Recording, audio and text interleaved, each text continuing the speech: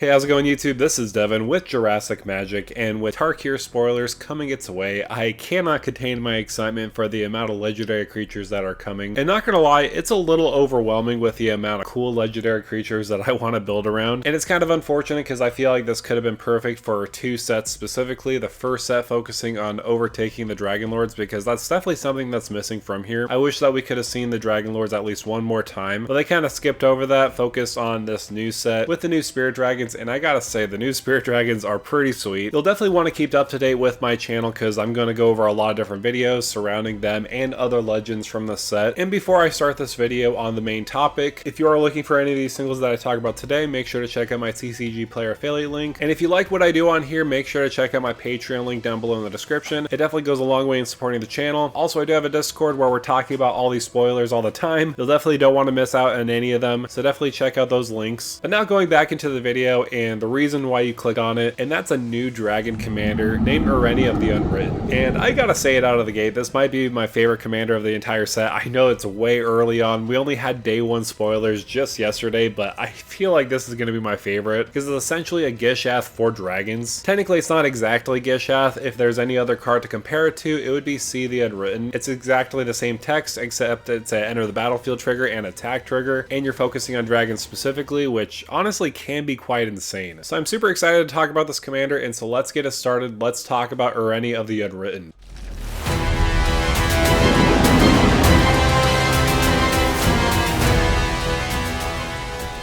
So first of all, let's read the commander and see what it does. So for 4 green, blue, and a red, so 7 mana total, it's a Spirit Dragon with flying and trample. When it enters or attacks, look at the top 8 cards of your library. You may put a dragon creature card from among them on the battlefield, put the rest on the bottom of your library in a random order, and it does have a 7/7 body. So overall, I'm pretty impressed with this commander. It is pretty simple. It has an enter the battlefield trigger and attack trigger. We could utilize a lot of different strategies like blink strategies or even extra combats, and also giving it haste is another great option. Of course, the main theme of this deck is dragons. We want to put as much dragons on the battlefield as we can. There's a lot of cool combat tricks that I'll talk about later, and that's what I will be breaking down with this commander. But first, I want to talk about dragon staples, and there's a lot of different dragon staples that you can add into this deck. Of course, we want to give it haste so that it enters the battlefield and attacks on the same turn. Dragon Tempest by far is the easiest option. Whenever a creature with flying enters the battlefield under your control, it gains haste until end of turn. And not only that, whenever a dragon enters the battlefield under your control, it deals X damage to target creature or player, where X is the number of dragons you control. So little by little, the more dragons you're putting on the battlefield, the more you're going to be dealing damage. Plus, not only that, they are gaining haste. This is an excellent option. Also, you are spending 7 mana for this commander, or a lot of mana for your other dragons that you're casting. So you want to make sure they're not countered. You don't want any blue players messing up with your game plan. Rhythm of the Wild is another excellent choice. They either get a +1/+1 counter on them, or they gain haste when they enter the battlefield. There's sometimes in situations where you might put a dragon on the battlefield with your commander, and you don't necessarily need to give them haste unless you're going into an extra combat, so you might as well put a 1/1 counter on it instead. And there are other haste outlets that you could include in the deck, like Fires of Yavimaya or Rising of the Day. They're pretty cheap, efficient options if you wanted to go more of the budget options. But of course, the main thing you want to do is ramp. It's cool to have all these haste enablers, but if you don't have the ramp to get your dragons out, then what's the point? So cards like 3 Visits, Nature's Lore, and Skyshark Claim are excellent options. I throw them in any green deck because they search your library for forests, so that includes your fetch lands, your triome, any type of land you want to fix with. These are great options, and plus they are pretty cheap and efficient too. I just wanted to slightly touch on that. I know you could probably go into the rabbit hole of putting so much ramp into this deck. Those are just some examples I wanted to focus on specifically. Also, something else to consider are flicker spells. A lot of dragons have really good ETBs, especially your commander, and you could use them defensively if somebody tries to remove one of your creatures. I don't think you really need to go all in on the blink strategy. I mean, the more options you do have, the better it will be probably for you. Something like Ghostly Flicker can exile 2 creatures on the battlefield and return them back onto the battlefield. So with your commander, you get another dragon out essentially. And one of my favorite flicker options, and it's not necessarily a dragon, but honestly, it's too cute to pass up, and it's too powerful. Displacer Kitten is probably one of the best cards you could throw in this deck if you want to continuously blink your commander. It all really depends on how much non-creature spells you do have in your deck, because this might be too dragon heavy, but if you do have have a lot of non-creature spells, this is probably going to be one of the best cards in your deck that will help your commander out. It has avoidance whenever you cast a non-creature spell. Exile to one target non-land permanent you control, then return that card to the battlefield under its owner's control. So if you combine this with some counter spells, if somebody tries to win the game, or if somebody's trying to get a busted creature out, you could use a counter spell, and then flicker your commander over again where you actually get the benefit and not your opponent. This could be a insane option. I could also go down the rabbit hole with the amount of flicker spells that you could utilize. Essence Flux, Displace, Planar Incision could be options, but again, you probably want to be filling your deck with a lot of different dragons that you could utilize and potentially win the game with. So now that I've talked about flicker, I also wanted to focus on extra combats. I do believe these are going to be really good in the deck. You could also go extra turns, but I'm not a big fan of extra turns. Extra combats is definitely the way to go, especially in this type of deck where if you attack with your commander, you are putting another dragon on the battlefield, and if you do have a haste enabler, you could swing in with that dragon that just entered the battlefield, as long as you get that extra combat. So a perfect example of a extra combat spell would be Seize the Day. It only untaps one creature you control, but it's going to be your commander anyways that you want to swing with. After this main phase, there's an additional combat phase followed by an additional main phase. And not only that, it does have flashback. We're most likely going to have a lot of mana. We could potentially get 2 extra combats in one turn, which essentially means we're probably going to dig deep into our library and get more dragons out on the battlefield. Great Train Heist is another excellent option because it does have the spree modes. You don't have to use the extra combats. You could get some treasure, buff up your creatures, and give them first strike, or you could just choose all of them, or you could choose 2 of them or 1 of them depending on how much mana you do have. The Great Train Heist is a great option because it's at instant speed. You could use this sort of like a combat trick, but one of my personal favorite options as far as extra combats go is Last Night Together, mainly because you choose 2 target creatures, untap them, put 2 1/1 counters on each of them. They gain Vigilance, Indestructible, and Haste, and you get that extra combat. So we could buff up our commander and another creature, give it Vigilance so that I can stay behind and block, and we'll gain Indestructible. And what's pretty neat about this combat trick specifically is the fact that it does give another creature haste, so if another creature entered the battlefield off of your commander's attack trigger, you could cast this and give that creature haste and all those other abilities, and that could swing in too. There are a lot of extra combat spells that you can utilize in the deck, like Relentless Assault, World at War, or Fury of the Horde, but nothing compares to Savage Beating. This is probably one of my favorite extra combat spells. That and Last Night Together is probably tied together, but Savage Beating, you can entwine it to get an extra combat and give your creatures double strike. This is an absolutely insane option. If you just want to give your creatures double strike to win the game, you're more than welcome to, but getting the extra combat is Chef's Kiss too. So yeah, extra combats are very good with this commander, no question about it, along with flicker spells because you could reuse the enter the battlefield triggers and constantly attack. But of course, what kind of dragons are we putting on the battlefield? There are so many different options that you could choose from. It's kind of endless because dragons are the most popular creature type in Magic the Gathering. I do want to quickly mention some of the dragons that have the Omen ability, and I think the Omen ability works very well with Ureni of the Unwritten. I'm just going to utilize Bloomvine Region as an example. It has Claim Territory, Sorcery Omen. You search your library for up to 2 basic forest cards, reveal them, and put 1 onto the battlefield tapped and 1 into your hand, then shuffle, so it's like a Cultivate but only for forests. But with the Omen ability, it's very different from, say, Adventure. You will have to shuffle Bloomvine Region into your library, but that's actually a bonus in this type of deck because of course we're searching deep into our library when we do swing in with our commander, so we could utilize that Omen ability when it's in our hand. When we don't have a lot of mana to cast the dragon side, then we shuffle the dragon into our library, and then if we find it and if there's nothing else, we could just put it directly on the battlefield when we swing in with our commander. I think the Omen ability is very good, especially in this type of deck. Another card from the main set that I would like to talk about is Ureni, the Song Unending. We did get 2 different versions of Ureni. This is definitely better in the 99 than as a commander itself. It has flying and protection from white and from black, and on ETB it's essentially a mini board wipe for your opponent's creatures or planeswalkers depending on how much land you do have on the battlefield. And of course you're in Temur color combination and you're ramping a ton for dragons, you're going to have a lot of lands that you could essentially mini board wipe different types of creatures on the battlefield. I will say this creature does remind me of Dragonlord Atarka, even though I would say this is definitely more of an upgraded version. Dragonlord Atarka is also another card that you could throw in the deck. It definitely got power crept by Ureni for sure because they're same exact mana cost. However, Dragonlord Atarka only has flying and trample and only deals 5 damage, where Ureni, you can deal as much damage depending on how much lands you control in the battlefield. I like Dragonlord Atarka because of course it's a big giant dragon from Tarkir. I prefer the other version, Atarka World Render, where it does give your dragons double strike when you attack with them. This could be perfect with our commander because it has exactly 7 power, so potentially 2 swings away with double strike and you could close out a game for somebody else. So of course these dragons do have some great ETBs like Dragonlord Atarka and Ureni the Song of recommending. Other dragons I would like to follow up with is Ruthless Dragon Queen. When another dragon enters the battlefield under your control, as long as it's a non-token, you create a 5/5 dragon creature token with flying, and not only that, it does give your dragons fire breathing. This is just a great way to expand the board and get a lot of dragons on the battlefield, overwhelming our opponents. Another card that could overwhelm our opponents with dragons is Udvara Hellkite. This is an excellent choice because whenever a dragon you control attacks, create a 6/6 red dragon creature token with flying. Again, this is another insane option because you're just going to be swarming the battlefield with a ton of dragons. In this deck, you could also utilize some of the ancient dragons like Ancient Silver Dragon, Ancient Copper Dragon, and Ancient Bronze Dragon, where you could get card draw, treasure, or a lot of 1/1 counters depending on what kind of dice you roll. Also, another option I wanted to focus on is Scourge of Valkis. This is very similar to Dragon Tempest with that ETB. Whenever it or another dragon enters the battlefield under your control, it deals X damage to any target, where X is the number of dragons you control. And if we're flooding the board with a ton of dragons with like Ruthless Dragon Queen or Udvara Hellkite, we're going to deal some serious damage. But I will say Scourge kind of goes a little light on the damage, especially compared to Terror of the Peaks, one of my favorite cards of all time. I've talked about this card so much. Whenever another creature enters the battlefield under your control, Terror of the Peaks deals damage equal to that creature's power to any target. This is going to be absolutely insane, especially in this deck. When I saw this commander, my immediate thoughts went to Terror of the Peaks, because if we have it on the battlefield, we go into combat, swing in with our commander, we could put another dragon on the battlefield and deal more damage with Terror of the Peaks enter the battlefield trigger. Definitely by far one of the best cards you could throw in the deck, and it's a lot cheaper now than it has previously, but I think it's going to climb up price pretty soon, knowing with the amount of dragon spoilers we've been getting, unless they reprint it somehow. Again, seriously, one of my favorite cards of all time. I could go on and on about this card, but I don't want to make this video too long. You can also win the game by various means other than Terror of the Peaks just dealing a ton of damage to your opponents. One option that I thought about is extra combats and getting infinite combats essentially, and you're using dragons with them, and that's the best part about this. So if you have something that produces mana, whether it's Old Gnawbone on combat, you're making a ton of treasure, or you're using another card like Savage Ventmaw that produces 6 mana, this could be utilized very well with like Aggravated Assault or Hellkite Charger. Of course, there's different various means of how they work. The best option is Aggravated Assault, where you get the treasure or the mana, dump it into Aggravated Assault, get the extra combat, swing in, get the extra mana, pay into it again. Hellkite Charger does have a little bit more steps. You need to have the mana to get into that extra combat in the first place, but then once you get going, you really get going. So with all that said, that is going to do it for me, guys. Thank you guys so much for coming by and watching this video on Ureni of the Unwritten. Of course, this is before the whole pre-con product has been spoiled. There's probably going to be a lot more cards that I'm going to talk about later on that'll be a great fit in Ureni of the Unwritten. I mainly wanted to make this first impression video because this is probably going to be my favorite commander of the entire set. I'm going to do a deeper dive when everything else is spoiled, so definitely stay tuned and subscribe to the channel. But what are your thoughts about this video? Do you believe that Ureni is a very good commander for your dragon deck? I'd love to hear your thoughts. What other dragons work very well with this commander? The possibilities are endless with this one specifically. So now with that out of the way, thank you for stopping by.